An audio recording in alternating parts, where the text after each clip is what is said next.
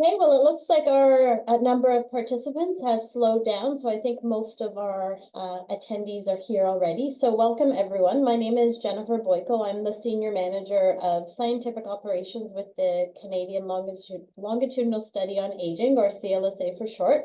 Thanks to all of you for joining the CLSA webinar today, which is entitled How Biomarkers of Aging and Self-Reported Health Respond to Guaranteed Income, Insights from the CLSA. Before we begin, I would like to acknowledge that the CLSA National Coordinating Center and McMaster University are both located on the traditional territories of the Mississauga and Haudenosaunee nations and within the lands protected by the Dish with One Spoon Wampum Agreement. Dalhousie University, which is where our presenters are today, operates in the unceded territories of the Mi'kmaq, Wallatoke, and Pescatomuca Tea peoples. These sovereign nations hold inherent rights as the original peoples of these lands, and we each carry collective obligations under the Peace and Friendship Treaties.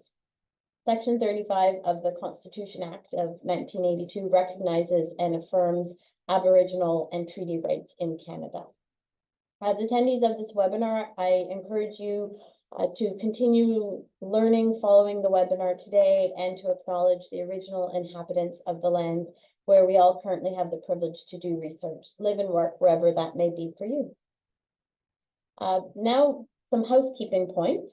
Everyone but the presenters will be muted throughout the webinar. If you need to change or test your audio during the webinar, you can click on Audio Settings, which is in the bottom of the Zoom window. At the end of today's webinar, there will be a question and answer time. If you have a question for the presenters during the webinar, you can post it in the Q&A box, which is located in the bottom of the toolbar or the bottom of your screen. The questions will be addressed at the very end of the webinar, and these questions will be visible to all attendees. If you have any technical trouble concerning the webinar, please use the chat box to communicate with our webinar team, and the chat box is at the side of your screen. So technical issues, use the chat box. Questions for the presenters, please use the Q&A box. Finally, a feedback survey will be launched at the end of the webinar, and we invite you to complete it after exiting the Zoom session. The evaluation provides us with important information and feedback that we can help to use to plan future seminars or webinars like the one today. Okay, so the title of today is How Biomarkers of Aging and Self-Reported Health Respond to Guaranteed Income, Insights from the CLSA. And our presenters are Luke Duignan, and I should have practiced that beforehand, I'm sorry, and Dr. Daniel Dunnan from Dalhousie University. Luke is a third-year medical student at Dalhousie University in Halifax, Nova Scotia. He previously obtained his Master of Science in Epidemiology and Applied Health from Dalhousie and a Bachelor of Science from St. Francis Xavier University in Nova Scotia. His research so far has centered around the social determinants of health and health policy, and he is currently involved in research projects with Nova Scotia's Emergency Health Services. And Dr. Daniel Dunnan is an associate professor in the Department of Community Health and Epidemiology, also at Dalhousie. His research is on how public policy can improve population health, dealing with issues like government spending and programs, food insecurity and homelessness. Most of his work is quantitative, using large data sets and modeling strategies for economics and epidemiology. And prior to doing his PhD, he worked for a short time in the Ontario Ministry of Finance. And fun fact, he also owns a Saint Bernard named Odin. So I hope we have a picture of Odin at some point. Anyways, I pass it on to you both, and you will hear from me again at the end. No Lovely. Odin Thank pictures, you. sadly. I know we clearly overlooked that one. Um, Thanks for the introduction, Jennifer, and thank you to everyone for attending today. My name is Luke Dignan. I am a second or third year now medical student at Dalhousie University in Halifax, and as mentioned previously, did my master's in the Department of Community Health and Epidemiology. And that's how I know Dr. Dutton. Dan is a professor in the same department. He was my supervisor for my master's and now an ongoing research mentor. So it's pretty exciting for both of us to be giving this presentation today. So hopefully everyone enjoys it. It is freezing cold here in Bridgewater, so maybe it's a little bit warmer wherever you are, but also maybe not. Lovely. So this project that or the presentation we're going to give today is an amalgamation of three projects that span the last couple of years. Two of them are the first two are from my master's thesis and some related work with that. And then there's an additional project related to the same grant that Dr. Dutton will talk about. All three of these projects were supported by a CLSA Catalyst grant from the CHR. So the first project we're going to talk about this concept of allostatic load, and we'll go into that in a little more detail and sort of relate it to a couple of other health measures that you may understand and see how they move together as they measure stress. The second project will look at cross-sectional evidence of allostatic loads association with a functional guaranteed annual income in the form of a Canadian public pension. And then the third project will look at longitudinal evidence of changes in self-reported health with public pension receipts. So that's where we're going today. Three projects, high-level overview of our work, and beginning with some basic principles, which should be fairly well known to everyone today. And the first tenet of this presentation is that universally health is better amongst the wealthy and worse amongst the poor. So in Canada, when low-income Canadians turn 65, they can expect to live between 5 and 3 years less than their wealthy counterparts. Lowest earning Canadians have between 2.5 and 2.8 times increased risk of premature mortality compared with wealthier individuals. And low income is the strongest predictor of food insecurity, which in itself is associated with a significantly increased risk of mortality compared to those who are food secure.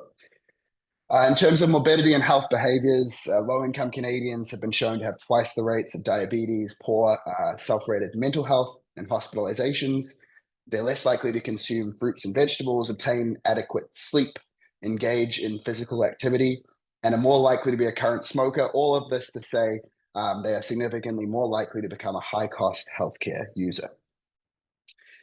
Now, this project focuses on older adults, and this is intentional for a number of reasons, not least the fact that we use the CLSA, of course. But older adults make up a growing and larger proportion of the Canadian population. And so they're becoming an increasingly important policy target for government. And then it's also a safe bet to think about when we talk about the social determinants of health, to think that by older age, these social determinants of health that people have been living in their whole life have manifested as a result of this continued environment one has lived in. So given both of these things, if the environment that one has lived in is low income, and income can be shown to in some way alter or influence health despite all the environmental factors and experiences that people have, then perhaps there is some substance to the idea of income assistance and earlier income interventions as health policies. So we know the relationship between income and health exists, and it exists all over the world. But with all the different possible health outcomes, measures, and quantifications, it can be kind of difficult to measure this health impact in a digestible and actionable manner. And this is particularly true in survey data where we use many tools, rubrics, measurements.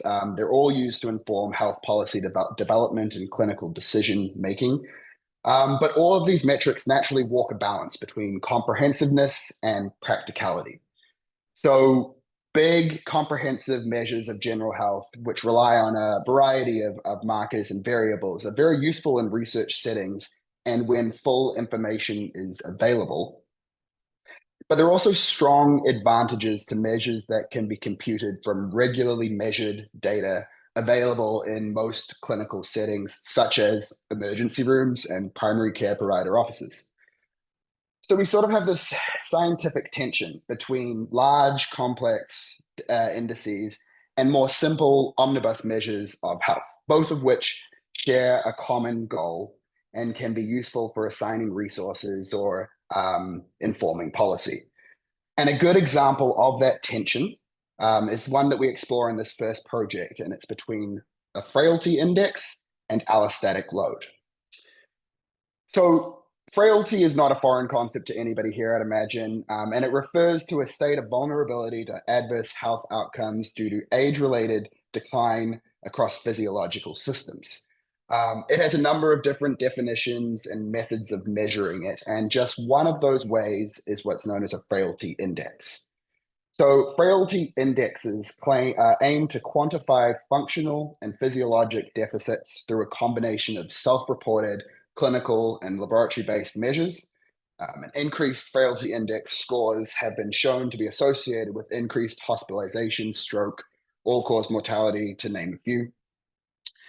Frailty indexes are validated and reliable, but they do tend to incorporate a number of variables, often more than 50. And so this obviously makes the frailty index quite cumbersome to evaluate in most survey data and then apply in clinical situations or policy recommendations. And so on the flip side, another generalized but more simple measure of health and health risk is that of allostatic load. So allostatic load has been the focus of my research over the past few years, and it refers generally to the physiologic dysregulation or cumulative wear and tear on the body as a result of ongoing demands, environmental demands, or stresses. So it attempts to measure the shifting of physiologic systems outside of their normal operating range due to chronic stress. Critically and importantly for this research, it's made up of just 9 easily accessible variables, accessible through lab and physical exam measures. You can see them on your screen there: cholesterol, lipoprotein, blood pressure, heart rate, albumin, to name a few. And higher allostatic load scores have been associated with worsening cognitive decline, worsening cardiovascular disease, and increasing all-cause mortality as well, to name a few. So despite this known sort of established relationship between allostatic load and some common health outcomes, allostatic load does remain quite overlooked in the health literature and clinical practice. Numerous studies have looked at allostatic load and different concepts of frailty, but quite surprising to us is that we really didn't find a lot of evidence in Canada or around the world of allostatic load and any frailty indices. So therefore, we wanted to look at these 2 indices using the Canadian Longitudinal Study of Aging and see how they move together. So if we saw similarities, it could be reasonable to suggest that allostatic load contains key biomarkers of frailty. And then we could use this evidence for allostatic load's continued use as an important health risk assessment tool. So to do this, we established first the frailty index as per existing protocols. It's made up of 52 deficits related to chronic conditions, instrumental and other activities of daily living, cognitive decline, and mental health. The final frailty index score is the sum of all the deficits an individual have divided by all of the possible deficits they could have. So it ranges on a scale of 0 to 1. And then allostatic load, we developed allostatic load following existing Statistics Canada guidelines, where there's 9 variables and patients or participants are each assigned a score, a clinically high risk cut point based from the literature. So they get a high risk designation for each variable. And then the allostatic load score is the sum of all those high risk designations. And we did find that there weren't a lot of really high allostatic load scores, so we condensed the high values into a 5+ category. So allostatic load from 0 to 5+. And so this is what we saw initially looking at some of the descriptive statistics, and we can see the patterning of allostatic load on the left and frailty index on the right by household income. And we can see how they move generally qualitatively similarly. So frailty index and allostatic load scores both decrease as household income increases. It was the same with education and a number of other socioeconomic factors that we looked at. And in general, as expected, with the CLSA, the average allostatic load and frailty index scores did indicate fairly good health of the sample in general. Shown here is a graph with the distribution of allostatic load, distribution of frailty rather, by allostatic load scores. So you can see frailty score along the bottom, and each line indicating a different level of allostatic load, as you can see the key on the right there. This particular graph is for females, but the relationship was the same for males. And it shows frailty and allostatic load moving together, and that at each increasing level of allostatic load, the mean FI score, frailty index score, also increased. And there was reasonably large heterogeneity in FI scores at each level of allostatic load.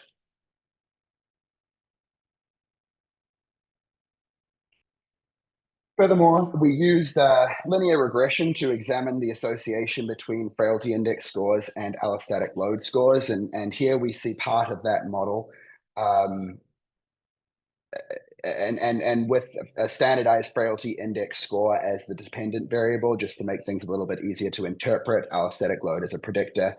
And so, for example, compared to an allostatic load score of 0, an allostatic load score of 2, for example, as indicated by the arrows, was associated with a 0.243 or a 0.28 standard deviation increase in frailty index scores.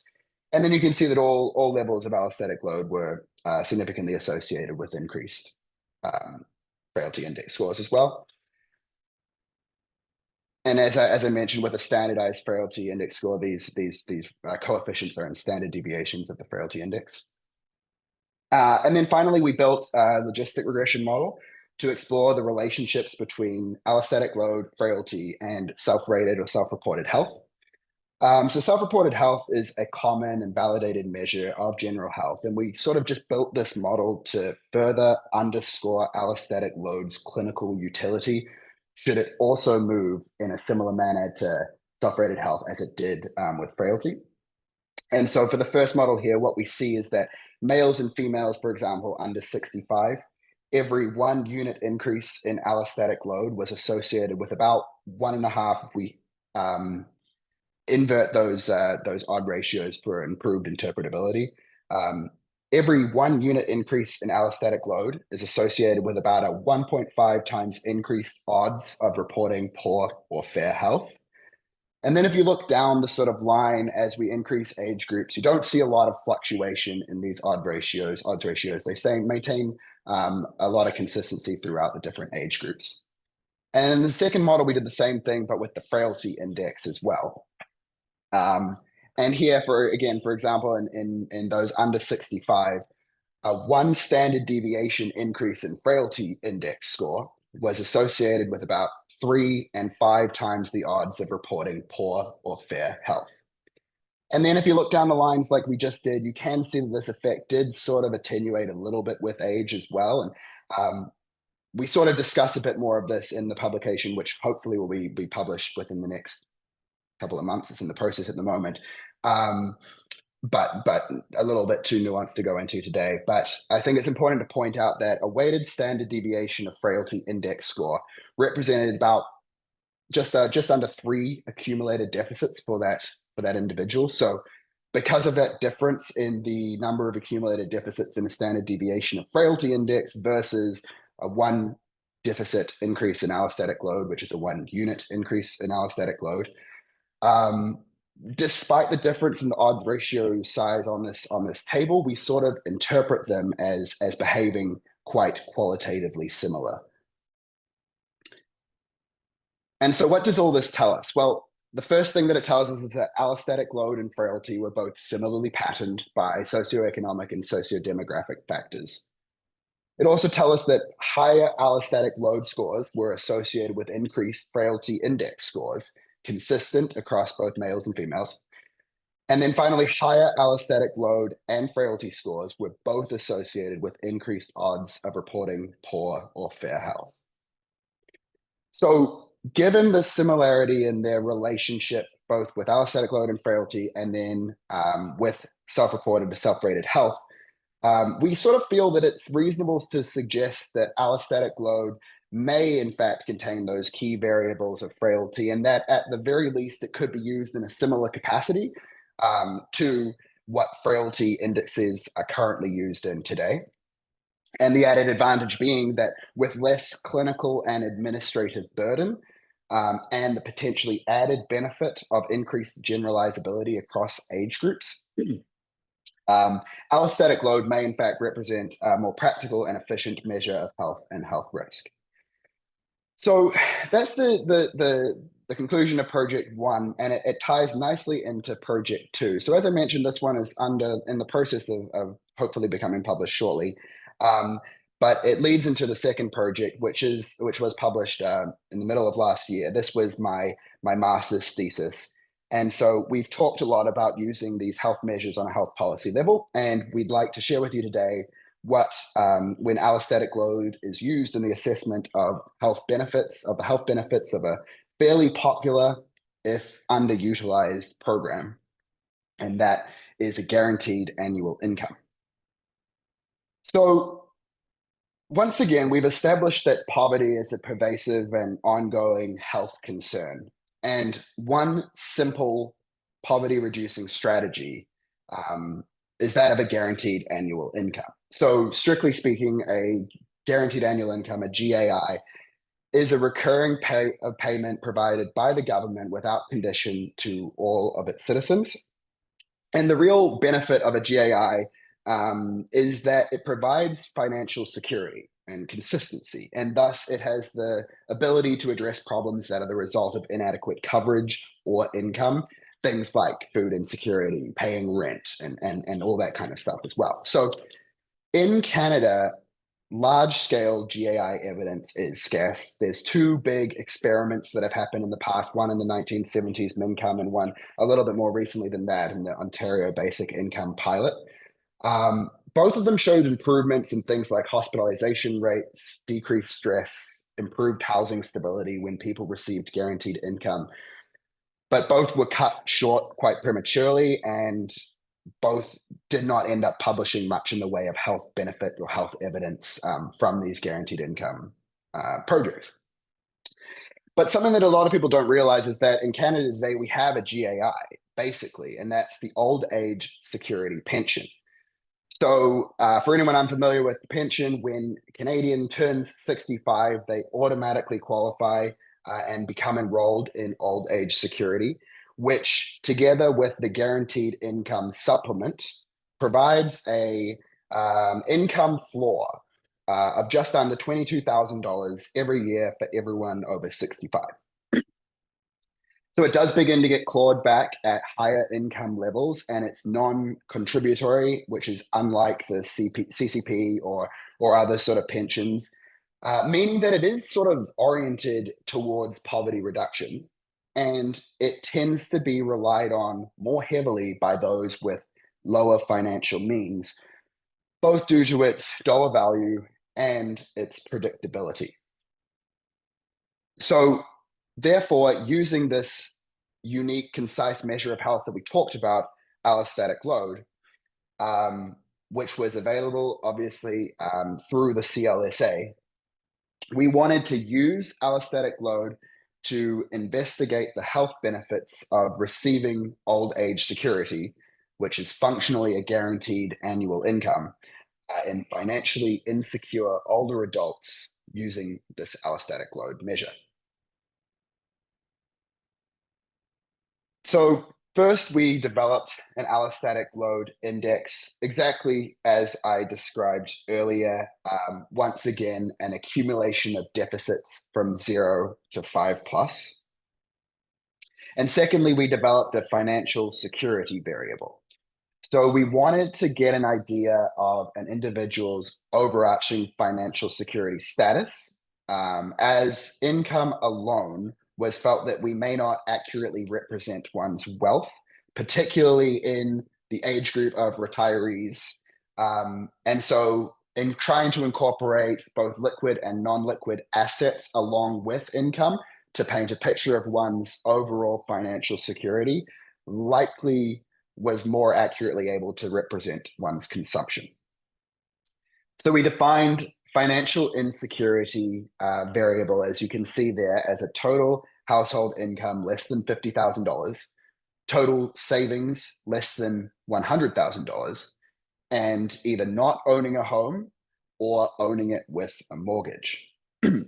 And we picked these cut points pragmatically based on data that was available in the CLSA, but also a household income of less than $50,000 is the closest mark we could get to the current market basket measure in Canada, which is functionally our official poverty line. And also with relation to the economic requirements of becoming eligible for the guaranteed income supplement on top of OAS. We also dichotomized patients according to their highest personal income source and whether that was OAS or not OAS. And this was done for two reasons. The first one was that we wanted to identify for whom OAS would be most impactful. There's a lot of evidence out there showing that when those of lower income and those of higher income receive X amount of money, that obviously $10,000 if you make $500,000 a year means less than $10,000 if you make $20,000 a year. So we wanted to see for whom OAS would be most impactful. And then we also wanted to think about those receiving OAS as their main source of income in combination with their financial security status to avoid the problem of an individual, quite honestly, reporting OAS as their highest income source, but simultaneously living in a wealthy, asset-rich household and just no longer having any other income source. And so we assigned, as I say, participants into a group based on their highest personal income source and whether that was OAS or not. Now, full results and descriptive statistics are available in our publication, and I do believe that that will be shared with you at some point if it's in the chat now or at a later point. It's also in these slides should you want to read the manuscript. But once again, very briefly, we did see that allostatic load scores were better, lower in people with more financial resources, and that allostatic load scores increased as the level of financial security decreased. And then just to highlight these age groups that you see on the screen here, we can sort of loosely define less than 65 and more than 65 as pre and post OAS receipt. And you don't see any big fluctuations necessarily in the financially insecure group. If anything, it increases as you would sort of expect allostatic load with age. And then we moved on to some ordered logit regressions. And we modeled the relationship between financial security, old age security, and allostatic load. And so down the bottom in this red box is really the key takeaway from this table here as well, because we interacted financial security or financial insecurity with old age security pensions as your highest form of income. And we did this to allow investigation of potential effect measure modification by OAS receipt on financial insecurity and allostatic load, i.e., the specific context of when older adults received meaningful guaranteed income while being financially insecure. And once again, if we invert those odd ratios on your screen there for interpretability, what we saw was that financially insecure males and females who received OAS as their highest source of income were about 2.5 and 1.5 times more likely to have a lower allostatic load score compared to other financially insecure older adults. So another way of saying that is that amongst all of the financially insecure adults in our study, those receiving OAS as their highest income source were more likely to have a lower or a better allostatic load score.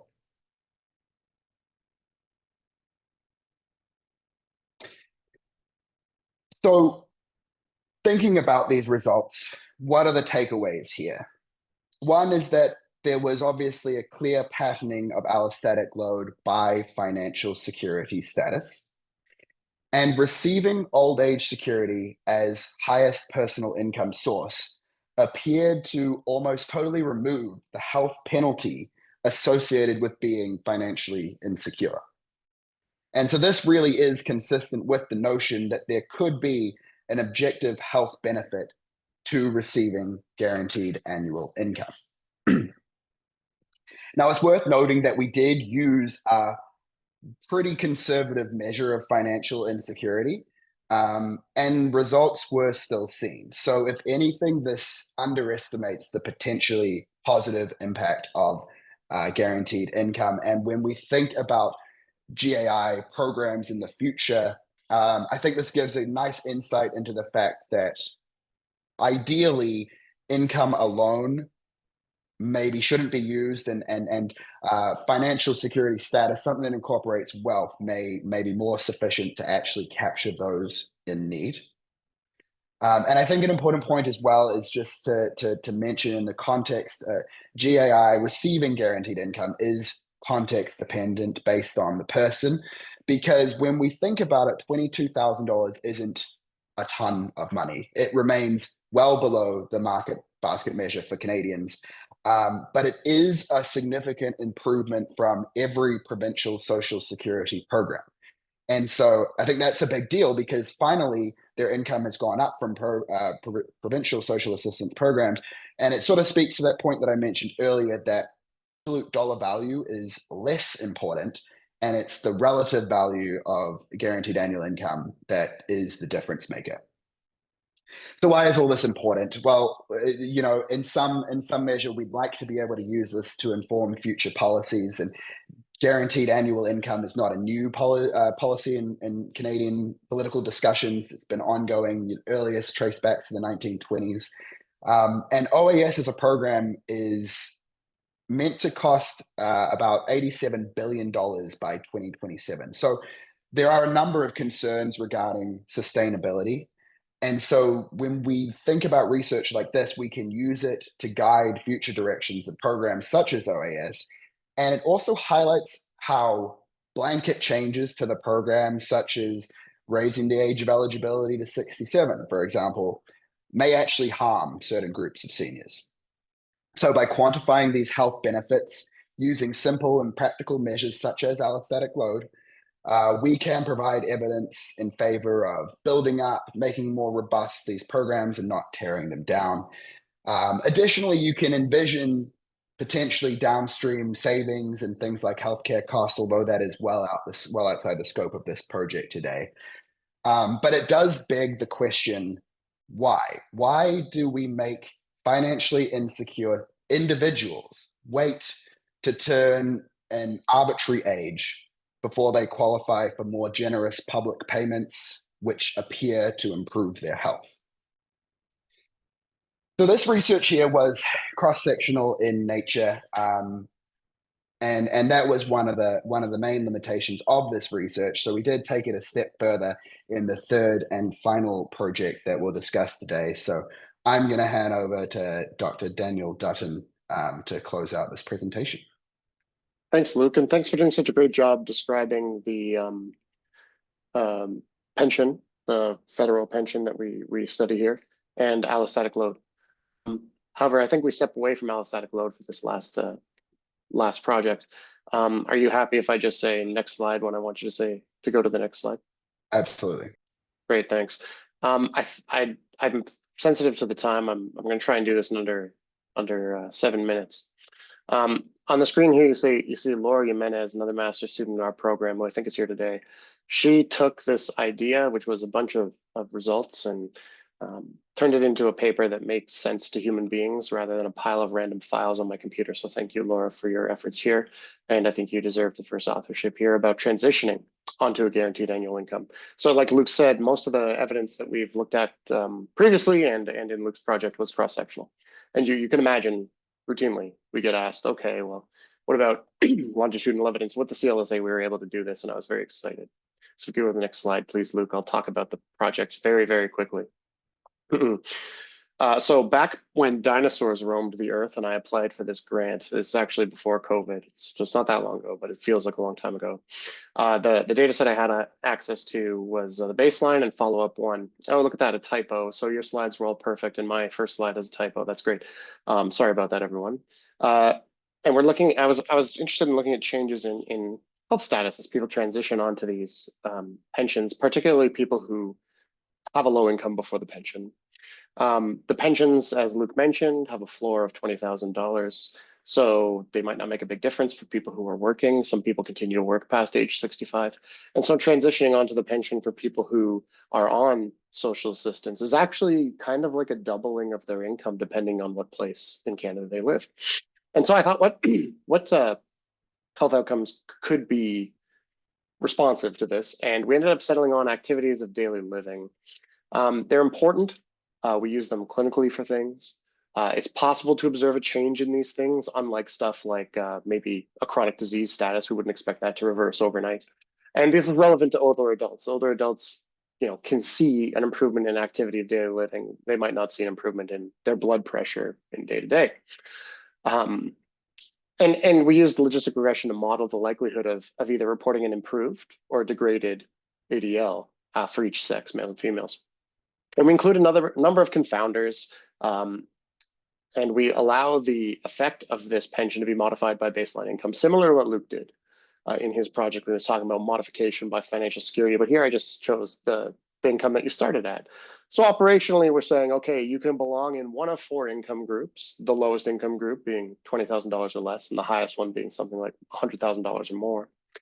And what happens when you are in one of 3 scenarios? You can either transition onto a pension, you can not be in a pension in both time periods, or you can be on a pension in both time periods. And the changes is what we're interested in. We're interested in how people fluctuate or migrate between good or bad ADL scores. And we report some marginal effects. Can you go to the next slide? So ADLs were measured with this thing called the OARS, or Multidimensional Functional Assessment Questionnaire. It's a validated tool. We looked at individuals 55 and up, and I'm going to show you males only. I think the females only would have been a smarter idea because I think it's stronger and it makes me look cooler.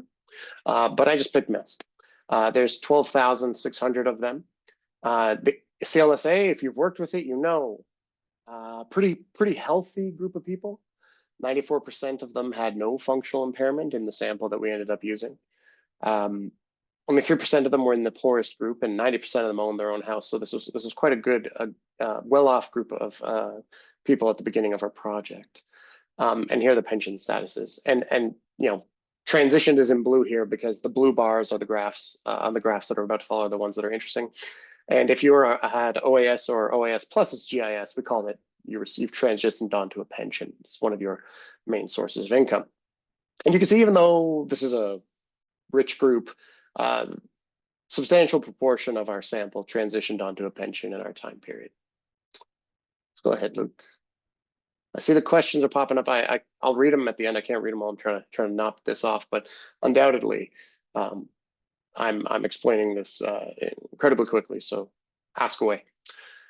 So this is the probability of people improving. Recall that a lot of people had a perfect score, so a lot of those guys were not counted here. You can see that. Let's just focus on the lowest income group. That set of 3 bars on the left-hand side there. The probability of ADL improvement. The probability of ADL improvement is highest in the transitioning group. But as you can see, that bar sort of looks like it belongs relative to all the other bars on this graph in those other right-hand categories. So the people who transition start to look like people in other income groups.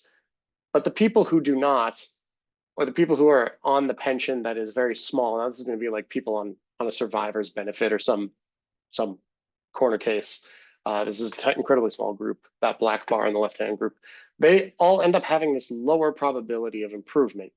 And statistical significance is an issue here. This might be a low-powered sample, just due to the number of healthy people in the CLSA. But the next slide shows degradation, and this I think makes a clearer point.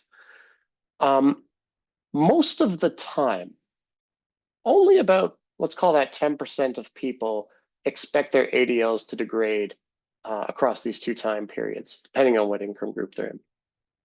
unless you're not in a pension group and you're in this low income group. That low income group is either people who are working for wages and earning a minimum wage and probably not working full time, or people who are on social assistance.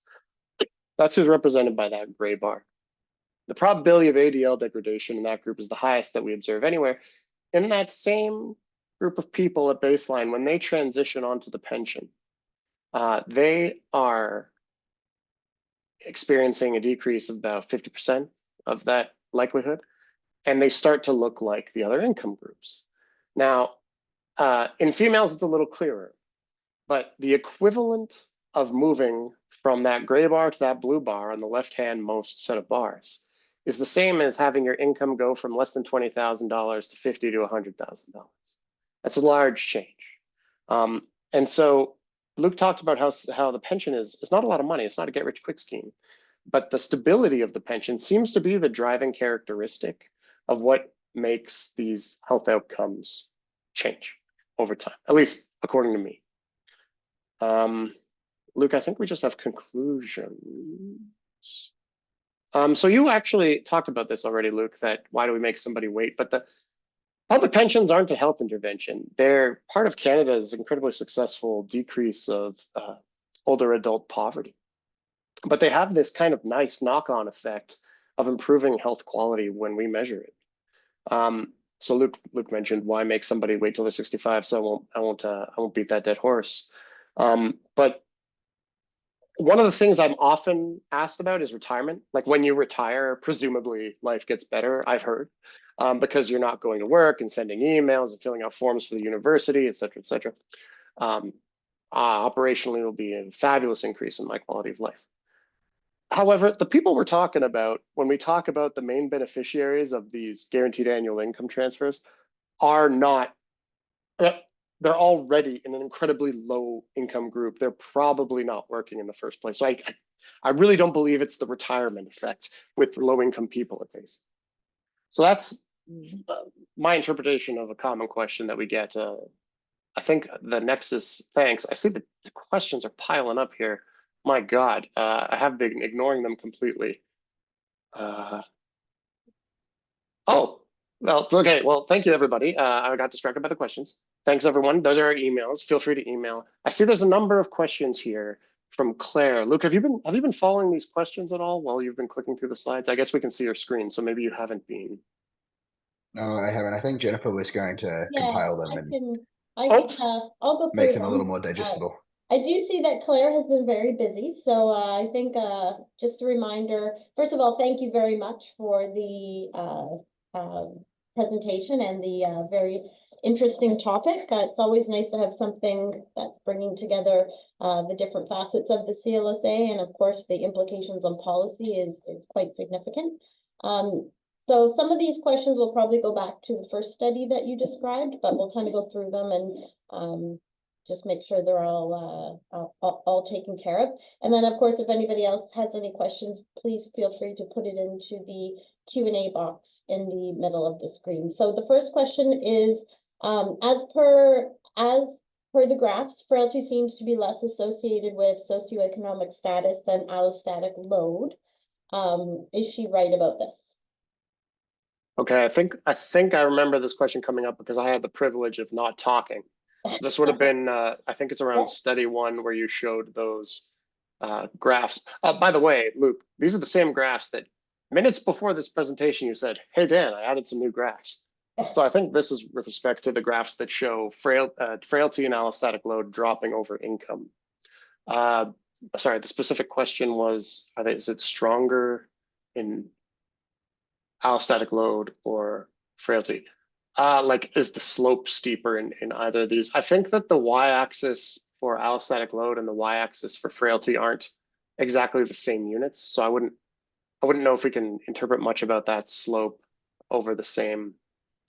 Yeah, I echo that sentiment as well. I think that they were both very qualitatively similarly associated with all the socioeconomic factors, including income. I think when you sort of display them graphically like that, you get those overall qualitative trends, but actually comparing them next to each other in terms of magnitude and stuff is a little bit harder to do. But generally speaking, there wasn't. They both behaved very similar in terms of income and education and any other socioeconomic and demographic factors.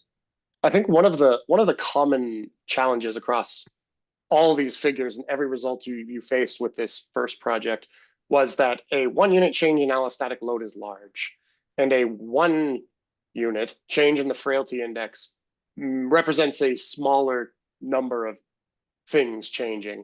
And so sort of normalizing, how would you say a 1 unit change in allostatic load relates to a whatever unit change in frailty? And you ended up going with standard deviations of the frailty index, and 1 standard deviation change in the frailty index ended up being about 3 items.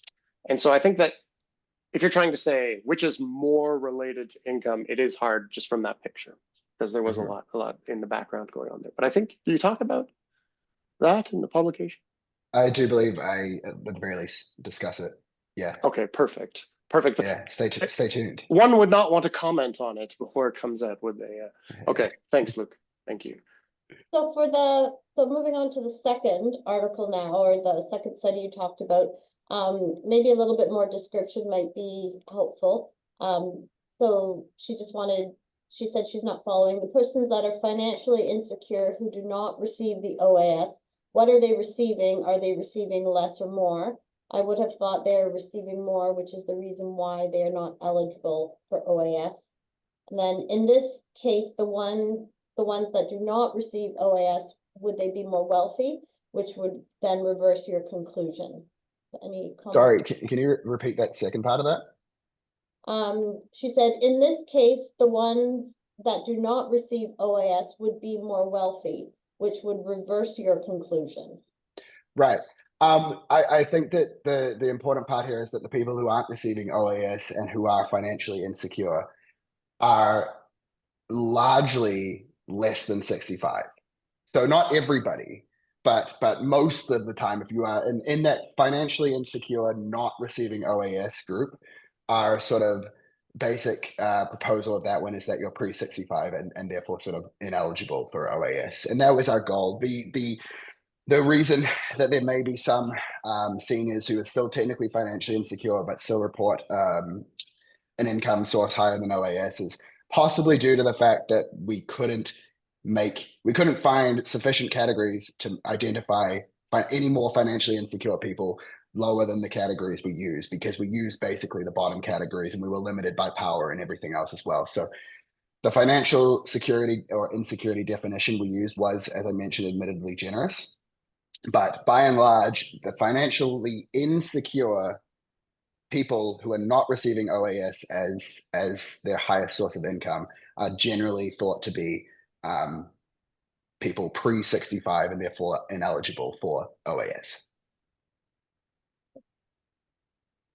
I don't know if that sufficiently answers anything what I did. Yeah. So following up on that study, so it's cross-sectional. Could we plan an analysis where we ascertain the temporal relationship? Indeed, here we are at risk of reverse causality. And could we measure AOS at baseline and allostatic load during the follow-up? I think that this project, just in general, naturally begs a longitudinal follow-up for sure. And that's sort of like, I mean, if we in a perfect world, I would have liked to have done that more for my master's, but based on data availability and everything, we didn't have that accessible to us. But I think that's absolutely the logical next step from this analysis. And really, this was one of the first sort of cross-sectional papers in this sort of data source. So the next step would absolutely to be longitudinal. Yeah, this is, if I can make a professional recommendation for all the young people in the room, I would say don't move across the country to start a career as an assistant professor with a child who has complicated medical problem right before a pandemic. Don't do that. You should wait until after the pandemic, because this project was conceived of long ago, and now more data is available.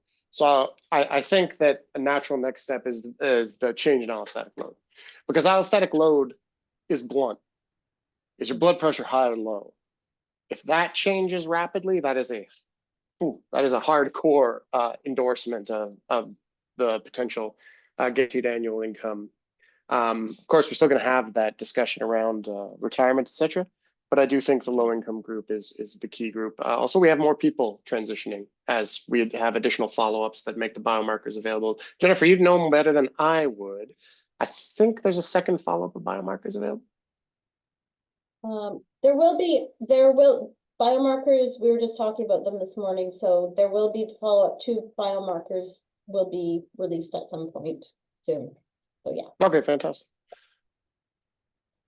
Okay, so let's go on. We have a few more questions and we've got about 9 more minutes. So again, remind everybody, please feel free to post. And thank you for also helping to answer the questions as we go. That's also helpful just to type them in. But the next question, are you planning on performing causal inference analysis on the data? I wonder if that related to 2 or 3. I can't remember. I would, I mean, despite not being one of the capital C, capital I causal inference analyses methods employed on paper 3, I'd argue that it's watching people change their state, which is as close to the counterfactual as I could imagine for using this data set. You know, this discussion we just had was incredibly high level, so I'm appreciating if someone's frustrated with that comment right there. I think that one of the challenges when looking at lower income adults transitioning onto the pension is they look like they evaporate in cross-sectional data. So these longitudinal studies, these longitudinal data sources are absolutely necessary. There are RDC-based data sets that will let you approach the same thing. And I think that there's lots of room in this space for people to explore the question. So I'll just leave it at that there's tons of opportunity here if someone has an idea. There's always more that can be done when it comes to research. Yeah, and I think like there's, so not everybody who qualifies for a pension will get a pension. Some people will continue working, but the problem with a lot of these trying to use like a method like a fuzzy regression discontinuity or whatever is that the income, the thing that we're thinking matters, is in fact the intervention. And so it becomes a problem when you're trying to separate to get a pure effect of what does transitioning onto this pension mean, because you're getting guaranteed income that stretches and has less sort of, it's got easier eligibility and less stigma associated with having to reapply for it all the time, like social assistance. Plus you're getting more money. So to me, both those things happening at the same time makes it very challenging to get a pure effect. Claire's also wondering about the CLSA sample. I don't know if you want to comment on whether it's a wealthy sample or not. Yeah, we know the answer to that. I know the answer, but so because I find myself so amusing, I did a presentation at the Canadian Society for Epidemiology and Biostatistics, and I said, if I die and get reincarnated, I want to come back to life as a member of the CLSA sample, because they are, like, on average, a quite well-off group of people, and everybody, that was quite funny. So the short answer is yes. Yeah, I think in terms of our, just as a caveat, there is a lot of sampling weights and analysis that are done with the sample. Yes. So of course it wouldn't, I need to say that we're still a very representative sample, but of course there's analyses that can be done to counter that. So. I couldn't resist the opportunity to talk about myself.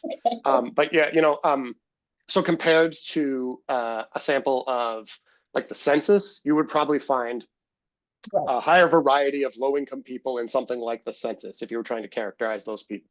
There, yeah. Okay, so a couple more here. So I think we got that one. So how do we adjust for confounders? Right. Yeah, so we just look at baseline values of confounders. So if you're a male or female, actually stratified by that.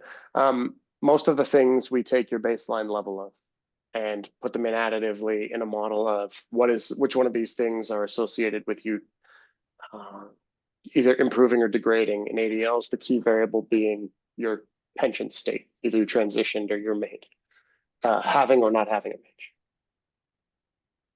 So we have some new questions. Oh, look at this. From other participants. So so from Haley, would another measure of health risk, such as a clustered cardiometabolic risk score, be helpful for this type of research? Perhaps it would be a more sensitive measure as opposed to the AL score, which dichotomizes variables into high risk. So where did this allostatic load thing come from? I get real frustrated. And I think a lot of people in the social determinants of health, population health world do, by things like, there's thousands of papers on income inequality, bad for your health. And then rhetorically, when it's time to talk about what to do for Canadians and their health, we talk about the healthcare system, we talk about primary care. No doubt these things are important. No doubt they're important. I'm not saying they're not important, but we kind of know what a big driver of people's health is. And we know it's the environment that they live in. And we don't really have a good way of talking about it. We talk about stress. And the toxic stress, the environment you live in, it's crushing the factors of your life that you have to deal with every day. But when we say stress, people imagine, yeah, I was stressed out the time I had to study for that exam. And it's not the same. And so allostatic load, I was like, yeah, allostatic load, this is a great measure of that sort of, it's a biomarker of stress that I can link to the that's social determinants of health. So that's where it came from. And yeah, it is blunt. And so naturally, the next step is things like, okay, well, what's more sensitive? What could we imagine changes? Imagine the person transitioning onto a pension. I can picture maybe diet, exercise, behavioral stuff. Maybe these things change, and maybe there are things that are more sensitive. I was thinking AL scores in my undergraduate research and this other thing in my master's research. Cool. Both of thank you, Haley, for the question. I'm just saying that that's where allostatic load came from. And I'm not married to allostatic load, but I thought it was one of those things where if allostatic load changes, perfect, because that means things that are more sensitive will probably also likely change. Oh my God, there's more questions. Oh my God, we have 3 minutes left. Yeah, so we'll try to get through them. So Lindsay Wallace, thanks for the excellent presentation. Curious about your thoughts on clinical utility of allostatic load versus frailty index. Often get criticisms that frailty index is burdensome to clinical settings, but the advantage is that it's flexible in terms of items and can use routinely collected data. Do you think that allostatic load is less burdensome clinically, particularly if it requires lab performance-based data? I mean, I can briefly comment on this one as well, and I would say like yes, inherently, and that's sort of the idea. But again, with these big measures of health, there is depending on who you ask, there will be the conversation about, is this just like a health risk score that's only applicable on a population level versus like, can this be clinically applied in a situation? And I think that's a balance that you walk with any of these measures. I guess like the main tenet of the first sort of discussion and paper that we presented is that frailty indexes and allostatic load seem to act basically the same or quite similar, qualitatively similar. And so frailty indexes, when they have 52 variables, some of which are actually quite complex, like different scores within the frailty index, the cognitive level and that kind of stuff, ADLs, IADLs, you can get bogged down in that data collection, and it can be quite burdensome to collect clinically. So allostatic load being results that can be obtained on your typical blood work that you would get in an emergency department and typical physical exam findings that you would do at your family doctor's office, in a perfect world could be a little bit more useful. And that's sort of the idea. Yeah, that was one of your motivations, wasn't it, Luke? I believe that you could pull them from typically gathered administrative records, which maybe you wouldn't get like gate speed out of or help, right. And like when we think about frailty, we do often associate it with older adults. And the thing about allostatic load is that it potentially is more applicable across when younger adults as well. And so there's when you go to a family doctor's office as a 45-year-old, you're not getting your IADLs and ADLs recorded. You may if you're having a geriatrics consult and you're 80 years old. But so the data that is in the allostatic load is super accessible in every health interaction. And so just from that, significantly less cumbersome and hopefully more applicable. Great. And the last question is for me. No. And I'm sorry, Nicole, I don't know that I can answer it. I'm not a biostatistician. We do have I thought in the CLSA we do have weights that account for attrition, wave per wave. We definitely follow up with me and I can put you in touch with one of our site PIs that are do the analyses, unless Dan or Luke know the answer to that. I don't want to give any wrong information. Sorry, your name was on the question. All right, I know, right? So I do believe, I don't know if it's also related to the CLSA or longitudinal studies in general. So why don't you follow up with me and I'll make sure that that question answered. But for now, I think it's 101, so we will finish. I see people already popping off. So thank you again to both our presenters today. It was very, lots of good questions. That's always a good indicator of a good webinar. So thank you. I'd like to remind everyone that the next application for CLSA data access is April 9th of 2025. You can visit the data access section of our website to review what's available, as well as additional details about the process. Also a reminder, if you are one of our data users, if you can help keep us updated of any changes that might affect your data access agreements. So for example, have you moved institutions? Has the research team changed? Has a trainee graduated or moved on to a new position? You can always reach out to us at access@clsa-elcv.ca with any questions or updates. And this is just helps ease the administrative burden on our team here. So thank you in advance. I'd also like to remind everyone, if you haven't left already, to please complete your evaluation upon leaving. And now I would like to mention our next webinar, which is entitled Impact of Physical Activity on the Relation Between Frailty and Hypertension in Males and Females in the Canadian Longitudinal Study on Aging. And it will be on February 20th of 2025. And that'll be presented by Dr. Miles O'Brien, who's from the University of Sherbrooke. And you can find the registration details on the CLSA website. And of course, if you are a Twitter or X user, you can use the hashtag CLSA webinar to follow us on that too. So I think that's it. Sorry for saying that last bit really quickly, but thank you again. I think it was a great webinar. Oh, thanks for having us.